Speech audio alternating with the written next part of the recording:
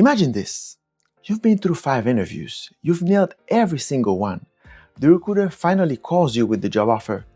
And then you hear the number and your heart sinks. You realize this is way below what you expected. You feel a knot in your stomach and you think, I can accept this. But if I ask for more, what if I lose my job? You feel stuck. But here's the truth. Most recruiters never tell you the number one secret about salary negotiations. And the first number is rarely their best number. Therefore, today, I'm pulling back the curtain on what most recruiters don't want you to know, and I'll show you exactly what to say, step by step, so you can secure the paycheck you deserve. Hey friends, welcome back. My name is Fabrice, and I'm your career coach. If we are meeting for the first time, I'm a corporate recruiter with almost 10 years of experience in the pharmaceutical industry. I'm here to help you land jobs faster, stand out in the competitive market, and build a career you love. Today, we are tackling one of the most stressful but most rewarding parts of job hunting, salary negotiation. Don't worry, I've been on the other side of that recruiter phone call for years, and I'm here to give you the insider playbook. There's this myth out there that if you negotiate, you'll lose the job offer. I get it. When you've been searching for months, the last thing you want to do is risk blowing it. But here's what I can tell you as someone who's been a recruiter. Companies expect you to negotiate. In fact, they usually budget for it. I once worked with a candidate who didn't negotiate. He accepted the very first number. A few weeks later, another hire joined the team. Same role, less experience, but that second person was making $4,000 more.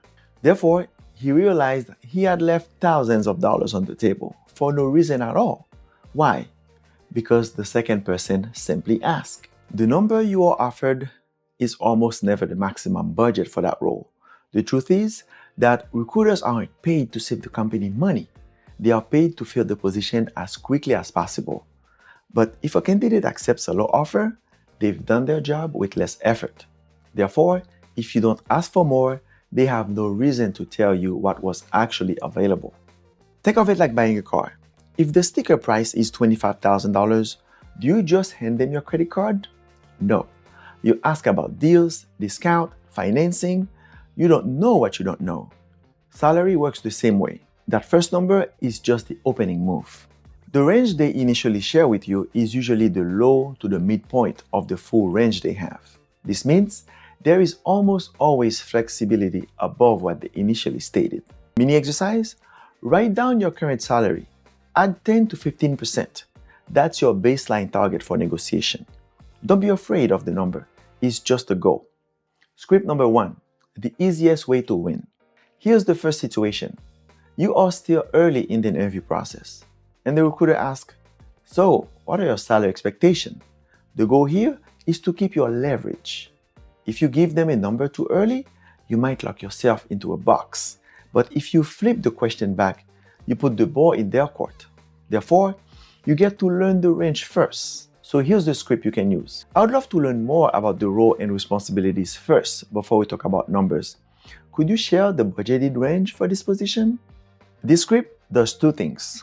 1, it buys you time to show your value before salary even comes up.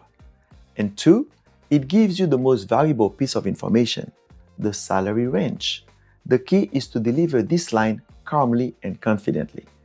The last thing you want is for them to think you are unprepared. Mini exercise. Stand in front of a mirror tonight and practice saying that line 3 times. Watch your body language. Make sure you're smiling, calm, and confident. If you need help building the confidence to deliver that line, it starts with knowing you passed the first test. I put together the free Corporate Recruiters 5-step interview cheat sheet so you know exactly what recruiters are scanning for in the first 60 seconds. Download it now. It's free using the link in the pinned comment. Script number 2, the 2 paths. Now let's get to the most common situation. Sometimes you can't dodge the salary question. Sometimes the application literally requires you to put down a number. And here's where I want to share something from my own experience as a recruiter. A lot of candidates feel like they lost a job because they ask for too much. And yes, that can happen if your number is wildly outside the company's range. But here's the nuance most people don't know. You have two paths. I want you to decide which one you are on before you even apply. Path number 1, the non-negotiable minimum. If you have a non-negotiable minimum, like you cannot go below $85,000 because of your mortgage, your family, your commitments, it's okay to put that number down. But you should only do this if you are absolutely firm on that number. Therefore, you don't waste your time or theirs if the company can't meet it. It's a way of filtering out jobs that aren't a fit for your life. And it shows you know your worth. This is a good strategy if you are currently employed and just casually looking. Path number 2, the flexible negotiator. If you are flexible, I do not recommend putting a specific number on the application. But sometimes they force you to. Therefore, you should put the number you found from your market research. But you must anchor higher. Think about it. You've passed all the interviews and they've chosen you. That means you are in the best possible position to negotiate your offer. Don't be shy about it. This is when you have the most power. Mini exercise. Write down 2 paths for yourself. Path 1, your non-negotiable minimum. Path 2, your flexible range if you want room to negotiate. Knowing these 2 numbers will give you a ton of confidence and clarity in your job search. Script number 3. Now let's say you've negotiated, but the recruiter says, "This is our best offer." It's a very common phrase, and it feels like a final verdict. But the truth is, a no is rarely a personal rejection. It's an invitation to a different kind of conversation. Therefore, you should pivot and ask, is there flexibility in base, bonus, or benefits? Salary is just one part of the package. You can negotiate signing bonuses, vacation time, remote flexibility, or even a learning stipend. Mini exercise. What's one non-salary item that would be a game changer for you? An extra week of vacation? A signing bonus to help with your move? Write it down. This is your leverage. Script number 4. Not everyone feels comfortable pushing back. And that's okay. If you hate confrontation, here's a softer script that still works.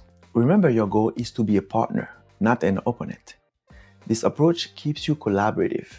The script is, I'm really excited about this role and I would love to make this work. Based on my skills and market research, could we explore a package closer to X? This is powerful because you're not demanding, you are partnering. And recruiters respect that tone. Mini exercise. Grab your phone, record yourself saying that line. Watch it back. Do you sound confident but kind? If not, tweak your tone. Now let's level up. These are the little details that separate good negotiators from great ones. This is the insider knowledge I've gained over almost a decade. Rule number 1, always get it in writing. This is the most important rule. A verbal promise means nothing. Once you have a final agreement on all the details, salary, bonus, start date, remote work, get it in writing. Don't tell them you'll accept the offer until you have the final official written offer in your hands or electronic offer in your hands. Rule number 2, don't negotiate against yourself. This is the common mistake.